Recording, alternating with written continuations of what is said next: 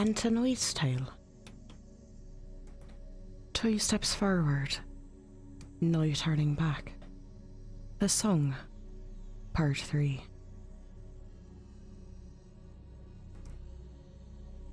I awoke to a sharp rapping at the door, the sound jarring me out of my sleep.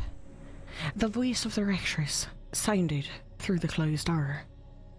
"Breakfast will be served in 5 minutes, she said, her tone exacting as ever. Without a thought, I called out in response, my tone deliberately even, in an attempt to hide the sleep in my voice. "Yes, rectress, I am dressing. I shall join you in the dining room momentarily." The sound of the rectress's heels against the hardwood floor betrayed no impatience, though I knew well enough by their sound that she was not pleased at my tardiness. I sat up in bed, covered in thick blankets, my hands sinking into the luxuriously soft bedding and pillows as I did so, and looked about for a moment. The light of the day was just starting to make its way into the room through the cracks where the soft blue curtains met over the windows, spilling out into the room in little pools of brightness that streaked along the floorboards and illuminated the various articles of clothing that had been flung about the room haphazardly from my trunk. Beside me on the bed sat my old jewellery box and a small bundle of letters from Father, half read. I must have dozed off while reading my way through the emotional letters, still drowsy and reeling slightly from the strange and half-remembered dreams of the night before. I dutifully pushed my way out of the underpath bedding. My feet landed softly on the floor in a pool of golden sunlight that warmed the boards beneath them, and drifted quickly into the bathroom to wash my face, lest I keep the rectress waiting longer than necessary. Before I left the room, however, I made sure to replace the letters into the box, and carefully tucked the box into my trunk for safekeeping. I did not expect that it would be disturbed by some mistake or from any ill intentions of Wandsworth, but something within me wished to keep those letters, my father's final words to me, secret and hidden from any eyes that might pry into them before I had a chance to take them in myself. The rectress was already seated at the long table in the dining room when I arrived, and I made my way swiftly, on light feet, to join her, taking up my own chair at the place setting across from the table, with my apologies for the delay. She sat, impassive as ever, with only the barest of nods in acknowledgement, before reaching out her hand, long, slim fingers rapping with delicate deliberateness onto the wooden handle of a small silver bell by her teacup. Lifting it, she swished it gently in the air, and it tinged twice before she set it back down, signalling Wandsworth for the start of the morning meal.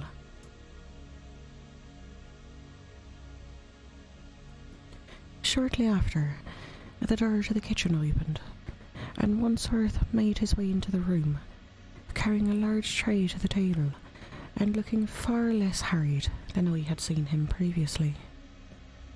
He rested his burden on the side of the table, and began to transfer the items to their wonted places. 2 dishes, kept warm under silver cloches, revealed fluffy omelettes as well as rashers of bacon. A large crystal serving dish offered a fresh fruit medley to be served alongside, which sat on the table beneath the rectress and I, before Wandsworth, with a wordless bye, left us to our meal. We ate in utter silence, broken only by the light clinking of our silverware upon dishes, despite the painfully slow movements employed to reduce such sounds at all costs. While we ate, I thought of my father's letters, but briefly. I was struck more by my lack of continued curiosity than anything else.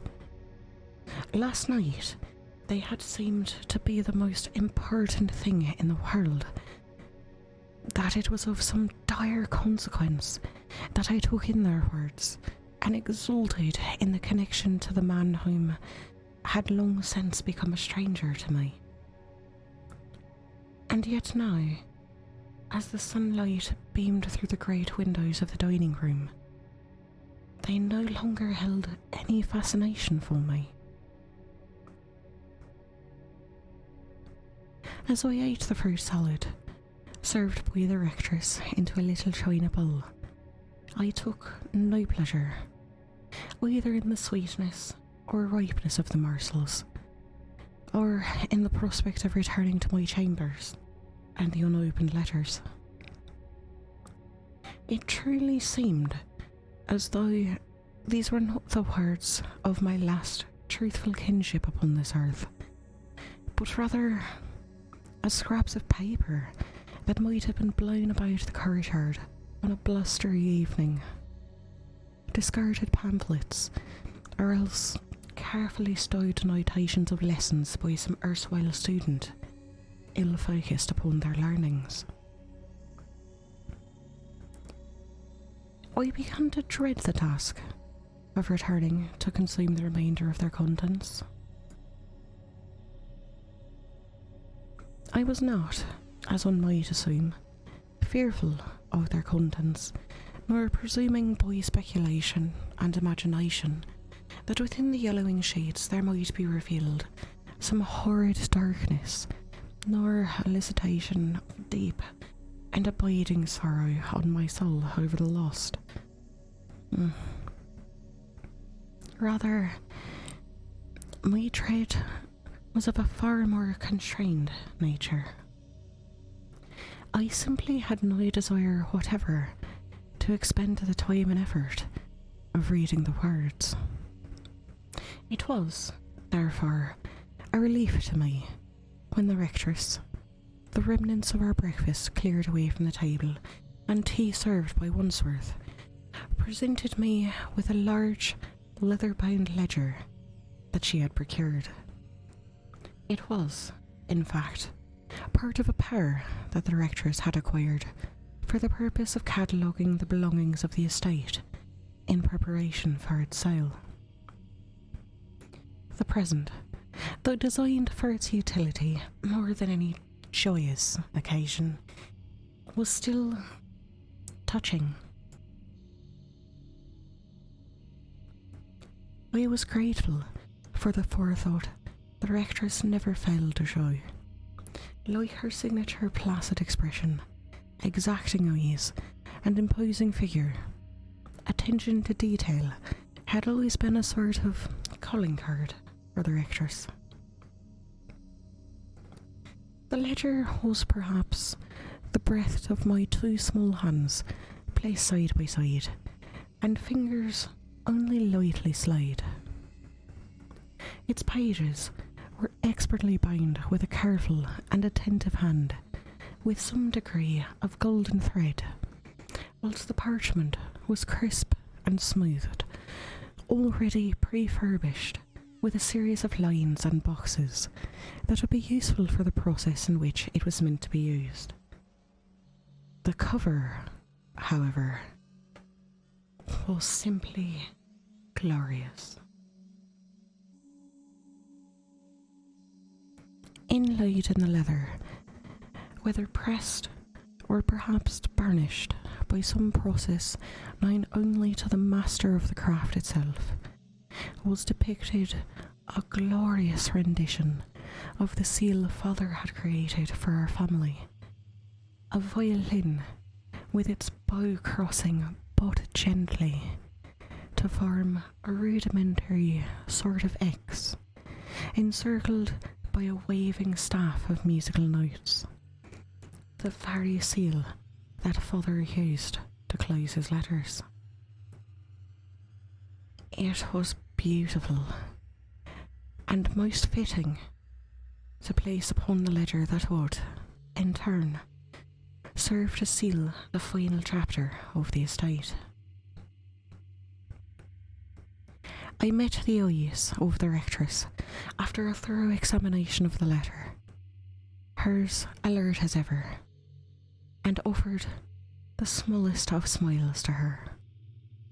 My words of thanks for the thoughtfulness of her gift passing between us, I felt certain, in that silent moment before she returned her own sentiment in the form of a single, slight, and silent nod. She then explained the procedure that was expected. Each item, no matter how small or seemingly insignificant, was to be put onto a line and denoted with either a check mark to indicate that it should be sold, or a dash to indicate that it should be packed up, and arrangements should be made to check it back to the Institute. I was to begin in the house, whilst the rectress would begin in the stable and the grounds. Equipped with the ledger and a pen, we parted ways in the dining room to begin the undoubtedly arduous task. I began upstairs in Father's abandoned master suite, kept free of dust, though not from the gloom of his absence, no doubt by the careful attentions of Wandsworth throughout the years. I made my way slowly, methodically through his chamber, noting each of the various books, paintings, statuary, furnishings and the like as I went, and marking each with a check or a dash as the rectress had instructed. You might imagine that it was a dreary task, laden with emotional recollections or sorrow for the loss of the man and the tapestry woven by his possessions as I familiarised myself with each item. But you would be wrong. Rather than finding myself lovingly gazing at each possession, flipping through pages of the various books in wonder and awe at the man who was once my father, in hopes of gleaming some insight into who he had been and the pursuits of his mind, or lovingly tracing my fingers over the clothing that hung in the large wardrobe, I found the task at hand to be dreadfully boring. Each item stood in stark reality as to what it was. Simply lifeless objects that fill space. Annoyances that needed to be dealt with in order to free me from this manor that stood as a morose monument to the past. The sooner I was rid of these things and on my way back to the Institute, as far as I was concerned, the better. It took, unfortunately, most of the morning to complete the entries of the bedroom itself, to say nothing of the attached bathroom. By the time I had finished the first room, luncheon was nearly ready to be served.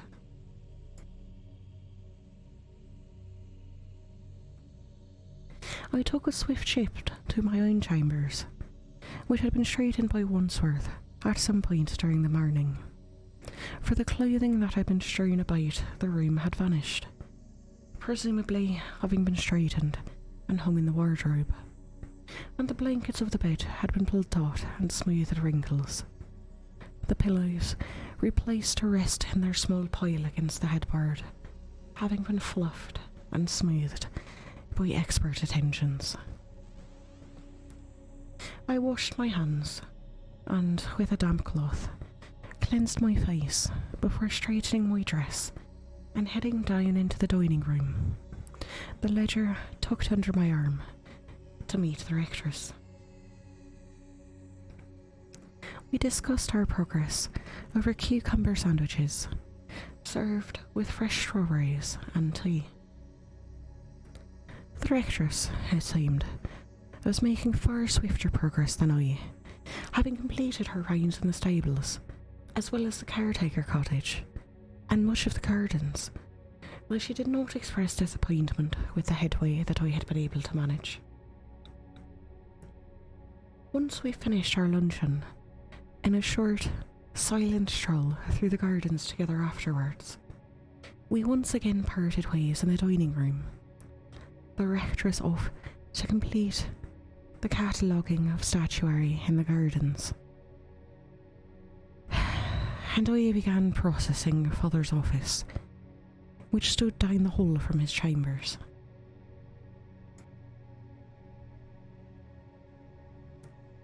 I opened the door via the large, wrought iron handle and stepped inside. The large windows that stood opposite the door were covered with thick, heavy curtains of red velvet. What little light was able to pass around their edges left the room glowing in a hazy sort of manner. We crossed the room, circling around the desk, and threw them open to gaze out into the gardens beyond the window. From this vantage point, I could see the rectress making her way briskly through the small maze-like bushes and statuary, stopping every so often to record her findings. Turning after a long moment from the window, we began to survey the room.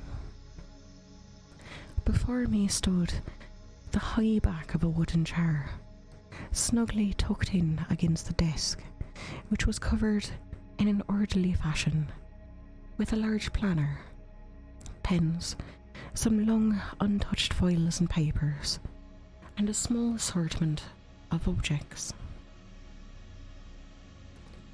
The centre of the room was draped in a large carpet, red in the centre and fringed at its curved edges with golden trim that met every few inches or so with a small tuft of tassel. To the right-hand side of the door stood a large, yellowing globe, its canvas perked with several golden pins at various locations as it sat upon a gleaming brass stand that shone in the afternoon light now streaming through the windows.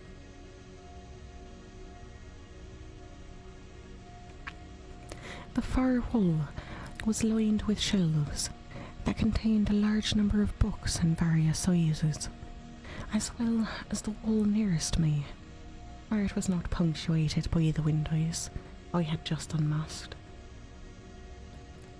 The leftmost wall was similarly covered with shelving, each lined with dozens upon dozens of tomes, whilst the wall to my right was home to 3 large, standing glass cases, each of which displayed its items on several little racks and pedestals erected against its wooden back.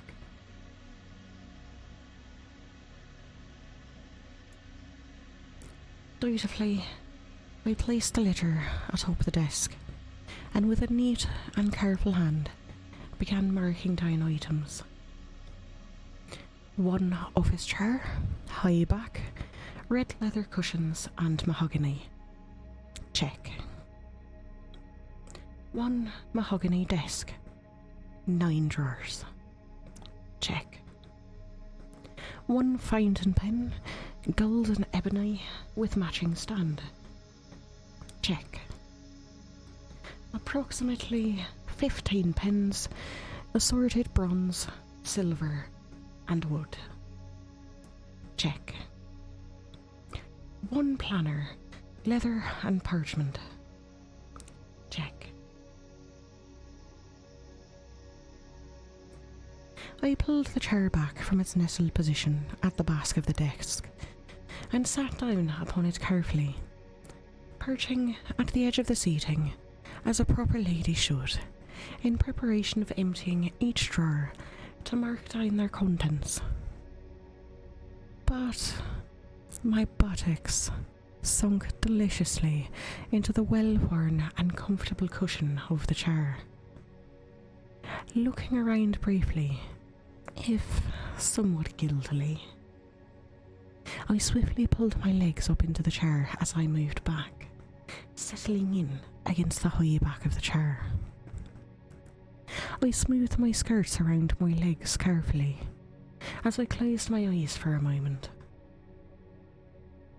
It was a shame, really, that we had already marked the chair to be sold.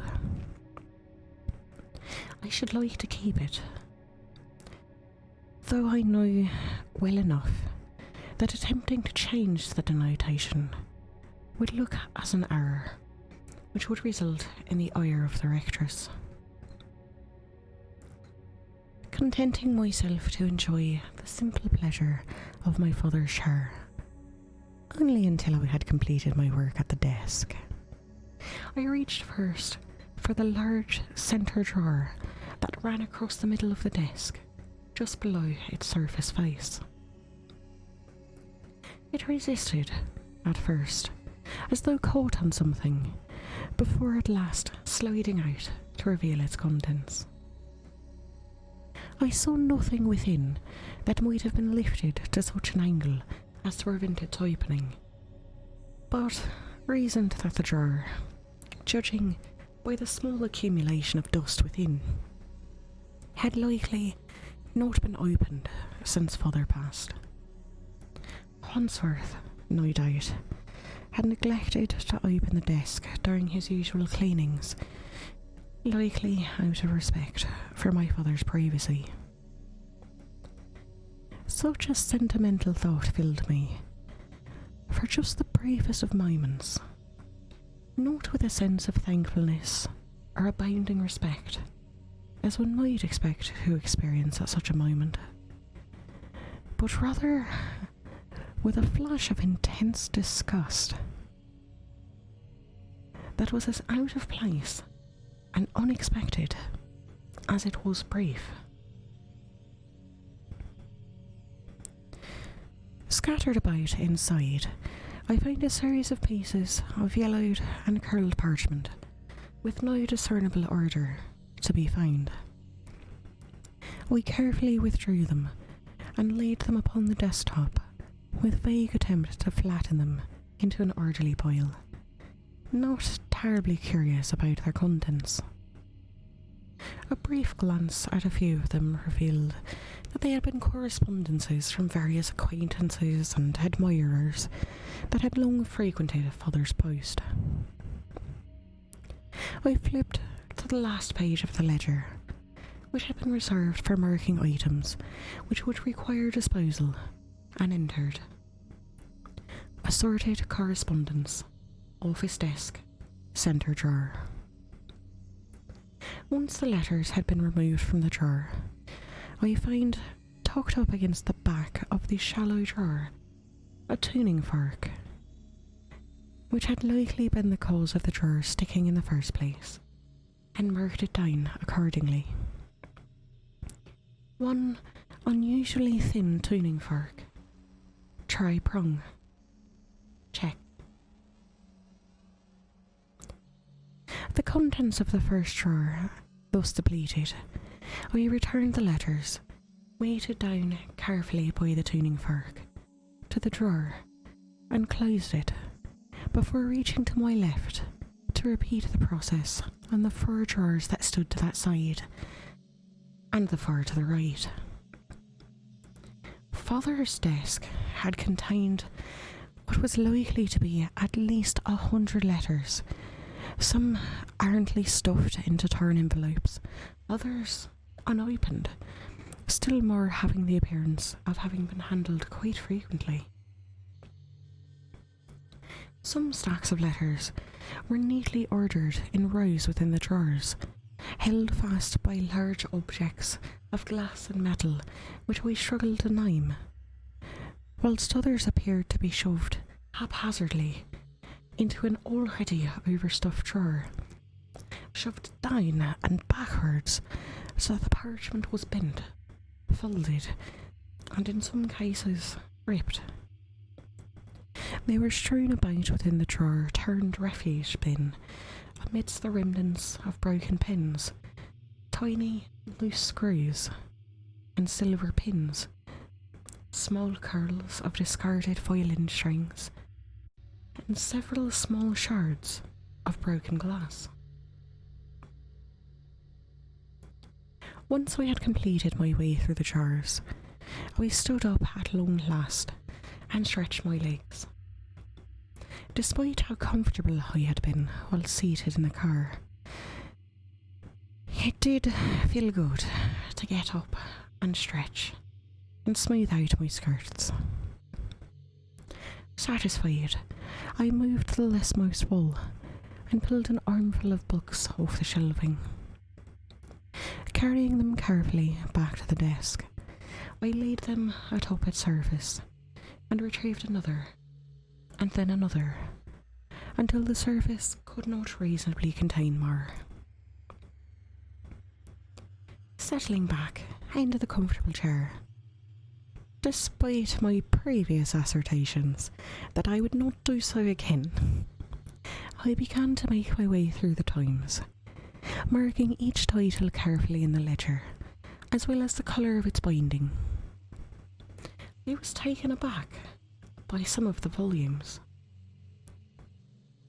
I had expected the majority of the Times to be on musical theory, or perhaps the history of different genres, or even, in fact, procedures and the like for the crafting of different instruments. What I found instead, however, turned out to be a plethora of works that ran the spectrum of the natural sciences. All of the great authors, and several that I had never heard of, were represented here. I had no idea that Father was such an avid curator of the sciences.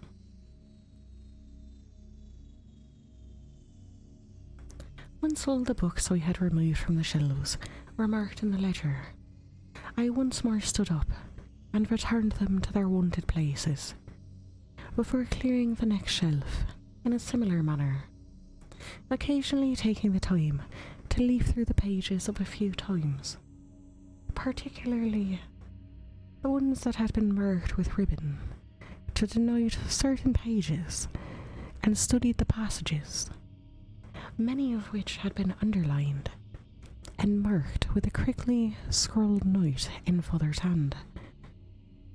He had clearly been a student of the natural sciences, if only in hobby as a pastime.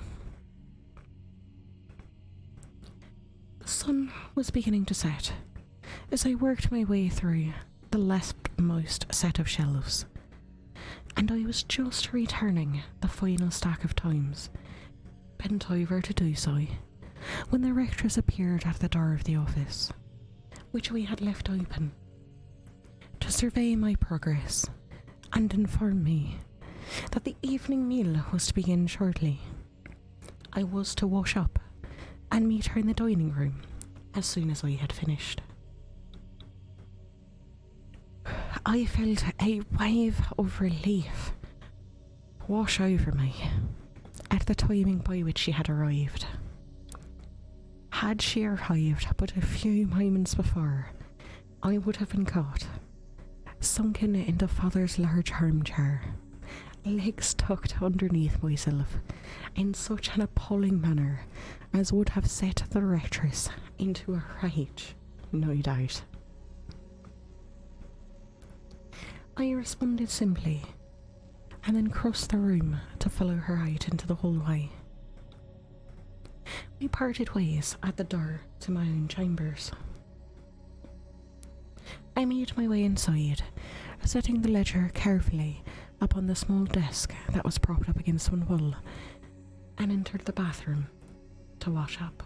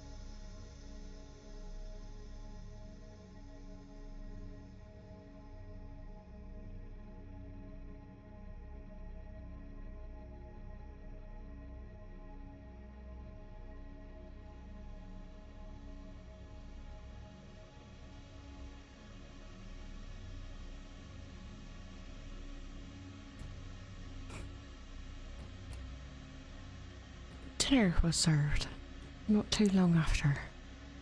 The cook had prepared a delicious meal of some roasted meat, potatoes, and root vegetables, which were expertly seasoned and cooked to perfection, served alongside a basket of freshly baked bread and some butter that was soft as a cloud and lightly salted.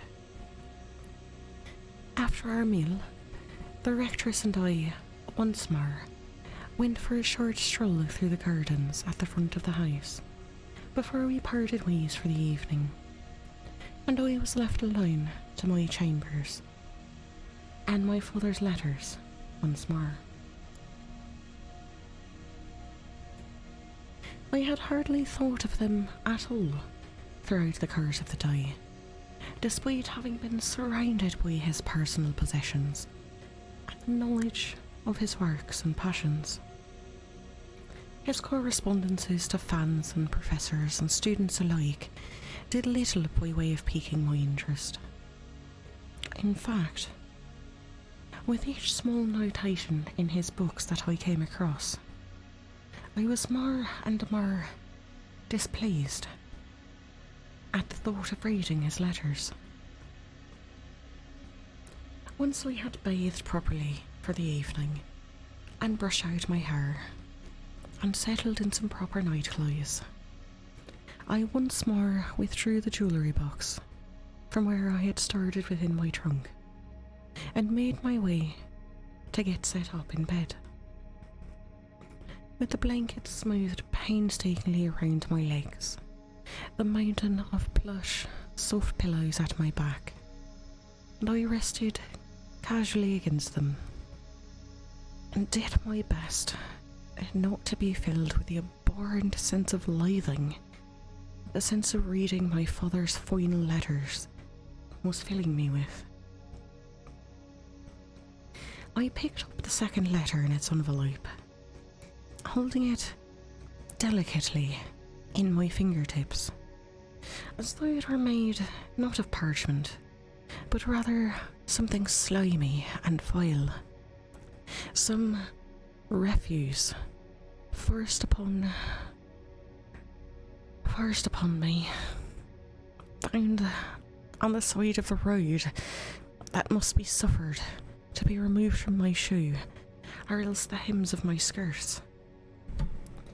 I ripped open the seal, whilst holding my breath, as though I could nearly smell the terrible stench of something foul and rotting coming from within. Once I had removed the parchment from its envelope, however, it was quite plain that the stench had merely been imagined.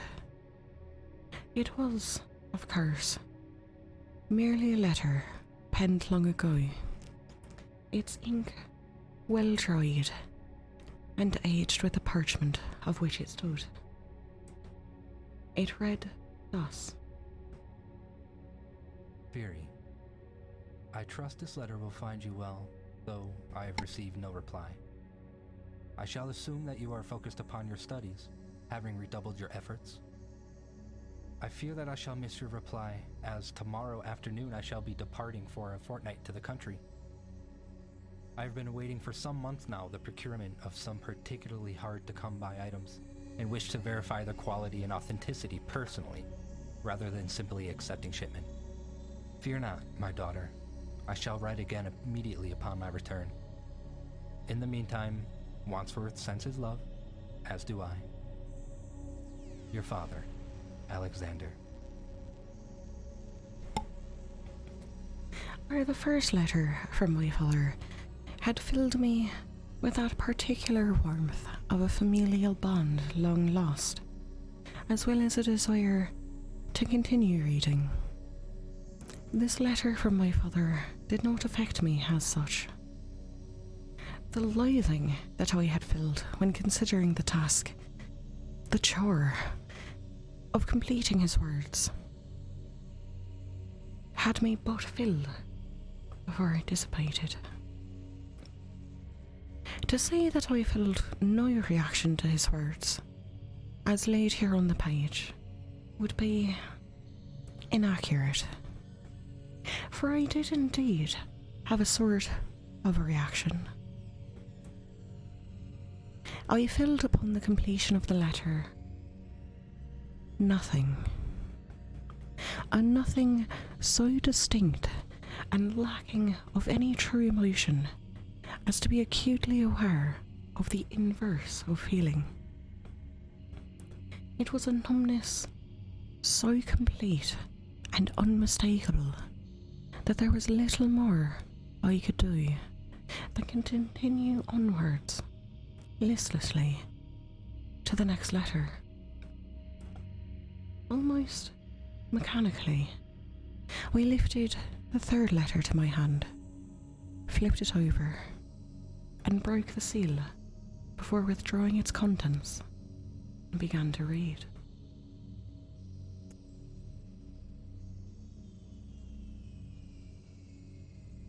Veri, I have at great length arrived home from what was, in fact, quite an ordeal in the country. What was intended to be little more than a surveyal of goods to be exchanged became, in truth, quite an adventure which did reveal the most wondrous beauty. I have sent the lumber of the magnificent specimen to be processed accordingly, and expect that in the coming months, my attentive labors over its end result shall be the work of which shall last the ages of time, though I relish not the thought of such long hours in my workshop, even it has been particularly warm these last few days. Even the brusky winds which send the leaves to dance do little to temper the heat. I fear Wandsworth may come undone to make attempt at removing the stains of a man's labor. I have yet to receive your reply, and shall trust that you have not been once more reprimanded for misbehavior. I need not remind you, I trust, of the import of your receipt and proper application of the education you are receiving. Do not disappoint me. Alexander. That strange, absent, and yet ever-present nothingness of emotion was welling in me at each passing word in a way that defies proper explanation. It was rather as the soft buzzing of some insect on a late summer's morning. Or rather, when said insect, having flown around and about the head for some time, fills the ears with its incessant droning, at last takes its leave, flying off towards some other fancy to annoy. The silence, where yet the air within the air drum appears to resonate, as if in memory of the sound. It was this vacuum of emotion that seemed to well within my chest as I reached for the next letter. I was neither eager to be done with my father's letters, nor particularly interested in what they should contain, nor what their words would reveal. I simply pressed on, because that was what I knew, somehow, that I must do. The letters must be read, though I could not, and cannot now, tell you why, nor how I know it must be so. Like the deep and cavernous swell of the void that was building within my chest and mind, unstoppable and inescapable, I knew that I must read on, and so I did. I did not question the matter, simply lifted the next letter from the dwindling pile, paying little attention to the seal at all, and pulled it apart to reveal the parchment within, and began to read. Daughter, at last the lumber has arrived. Several long planks of the most flawless quality. Even now it rests in my workshop, awaiting its moment of transformation as I await your own transformation. I have become restless with anticipation of this moment. As such, it would appear as though I have given myself that particular sickness of anxiety. The fever shall soon pass, my dearest daughter. Fret not. Once I begin my work anew, I am certain that it shall fade indeed. Even now, as I write to you, I have stained this shirt, though it's soon to be discarded. I trust your studies are proceeding as intended. I shall be writing to the rectoress this evening if I have not received reply from you to any of my previous communications. The music shall be lovely. Alexander. The letter itself might have been inspiring. The words of a renowned musician in the throes of his passion for that what he thought would be his life's work. It might have inspired care and longing for the man who had succumbed to sudden illness that was revealed in this letter, perhaps to have not been so sudden.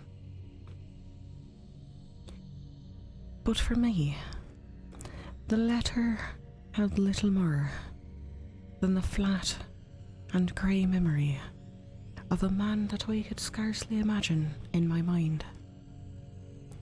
When I tried, all that I was able to call to imagery was that painting of his likeness that hung in the parlour above the mantel, with its haunted and stern eyes.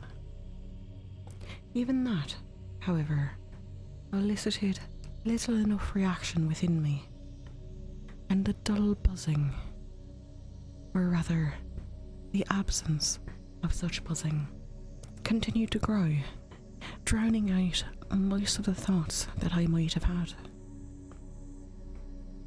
Dutifully, feeling oddly exhausted, I forced my arm to retrieve the next letter from the pile and to flip it over. It took far more effort than it should have, and I reasoned somewhere in the back of my mind that I must be far more exhausted from the day's work of cataloguing father's possessions, my possessions, than I had initially realised. Perhaps it was the mental taxation of poring over his endless notes and letters that had been stuffed so haphazardly into his desk that was finally beginning to take its toll upon me. Soon enough, I knew, I would need to set aside this dreary and exhausted work and sleep. There was so much to do again tomorrow, and the experience was likely to be just as draining, if not more so. Though not physically exhausting work, it seems apparent that the mental fatigue under which I was now suffering was likely to be caused again and again until I was able to complete my own labours in his office and have done with the whole affair. I wished then, most desperately, that I should be able to finish the work of not only these dreadful letters from the man long since passed from this life, but to be finished with the entire business of selling the manor and estates. The sooner I was gone from this place, the better. My place was at the Institute, instructing a younger generation in the finer points of music and ladydom. I pulled the parchment up, supported with an exhausted hand that felt as though it were made of heavy wood and inlaid with lead, more than a true hand of flesh and blood, and began to read. Father had not bothered to address this letter to me, but simply began his words. I have little desire to pen this letter in far less time.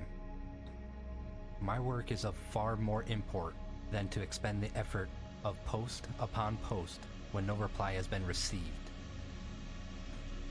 Wandsworth, ever insufferable these past weeks, instructs that I must comply and assent to sending another letter. Do not mistake me, daughter of mine, for my love for you does, and always has, hold strangling sway over my heart. But my work beckons.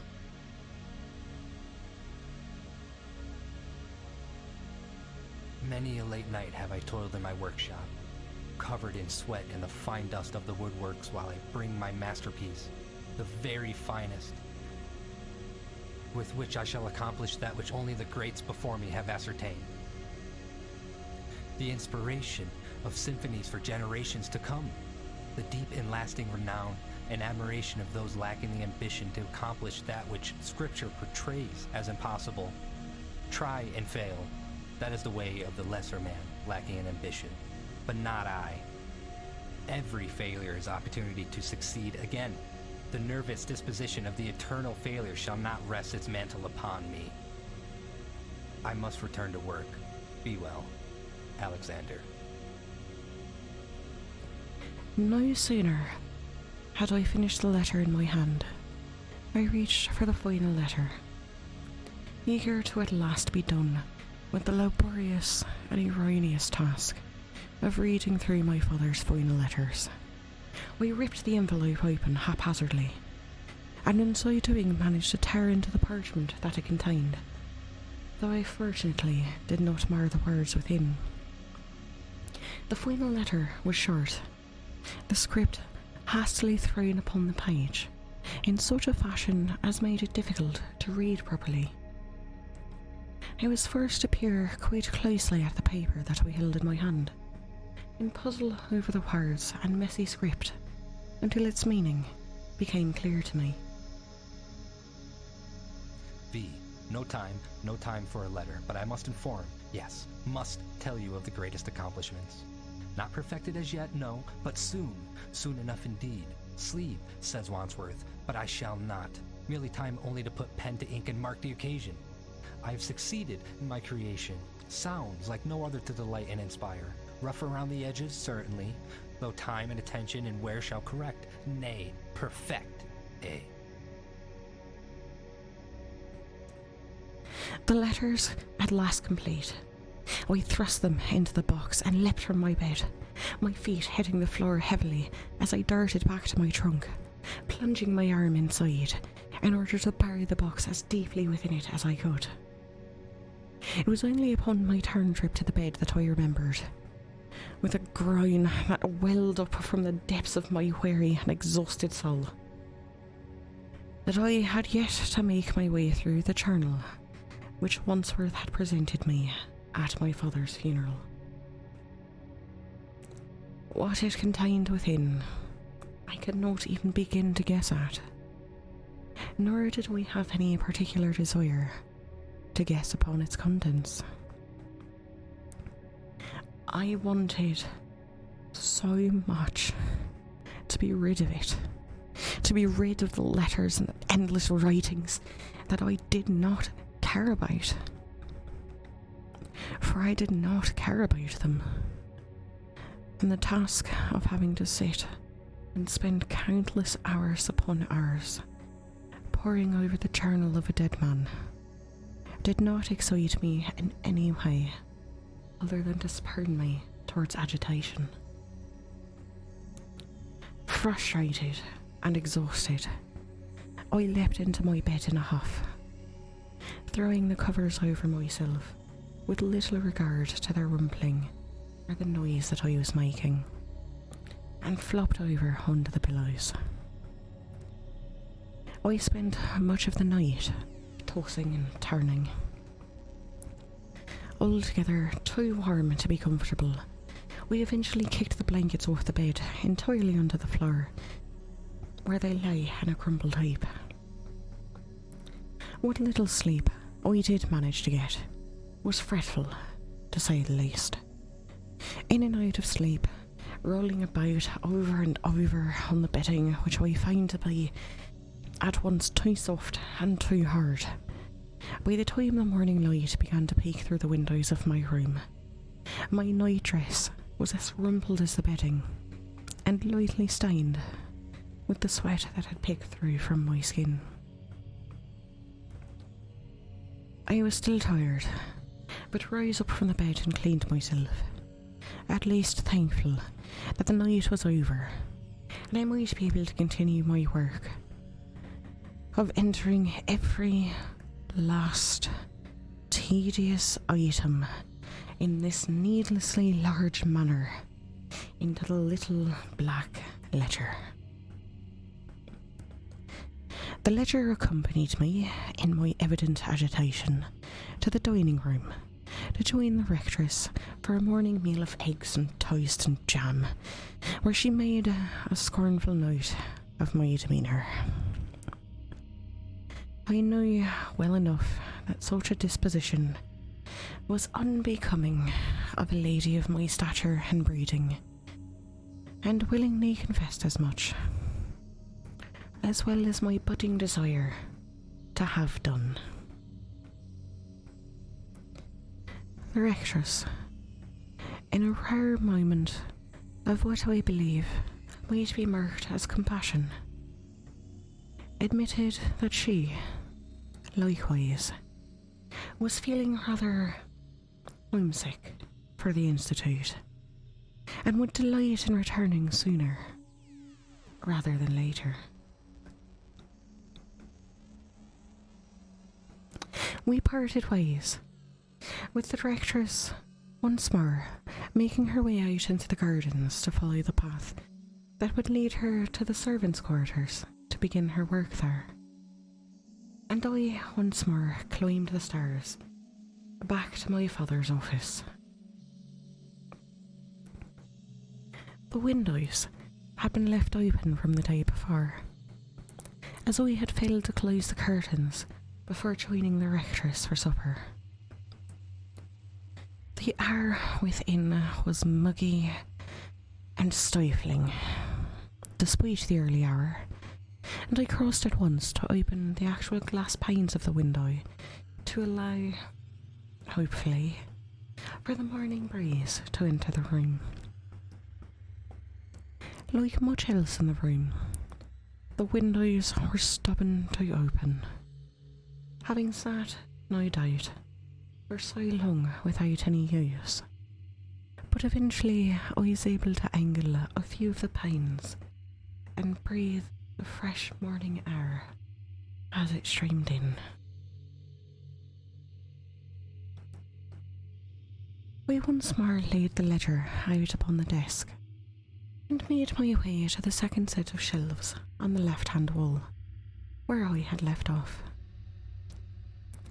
Stretching to reach the top shelf, I began to pull down time after time and place them upon the surface of the desk until it was full, and the shelf bare.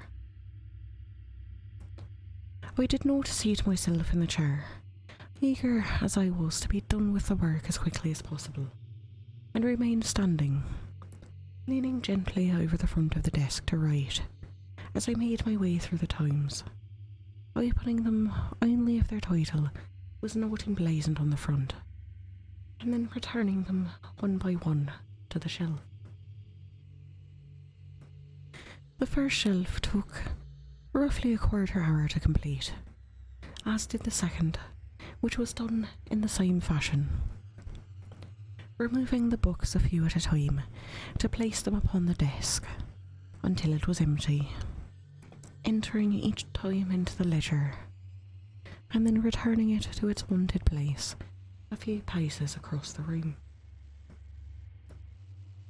Though it was a cool enough morning, and a slight breeze was swirling about the room from the open window panes, I quickly began to develop a light sheen of sweat as I worked, though whether from the movement, or lifting, or simply the lack of sleep from the night before, I could not say. When I completed the second shelves of books, I resolved that I would once more seat myself while writing my entries, and began to clear the books from the third shelf, stacking them carefully around the back side of the desk, where they would be able to be reached more easily from a seated position on the chair. There were about 5 or 6 times left upon the shelf when I noticed, quite to my surprise, that the back of the wall was marred with what appeared to be a very deliberate fashion. Where the rest of the shelves were solid wood, polished and gleaming by the careful attentions of Wandsworth, the back of the shelf, obscured as it was by the books that it had previously held, had what appeared to be 3 carefully bored holes in the back of the wood. They were evenly spaced, and between them there was what seemed to be the faintest of lines that connected them through the centre, as though something had been regularly pressed against it. Confused, I reached up and ran my fingers over the holes, their edges smoothed and sanded, and perfectly flush to the wall, though the very tips of my fingers could somewhat press into them. I dropped my hand from the wall after a moment, and turned without comment to the desk, seating myself comfortably once more within the chair, and smoothing my skirts around my legs. What a strange discovery. I tried to put it from my mind as I returned to my duty of cataloguing the books that I had removed from the shelf. Though my mind was drawn, every word or two, back to the holes in the wall, and my eyes, against my better judgment, with them, until at last I had stopped working altogether.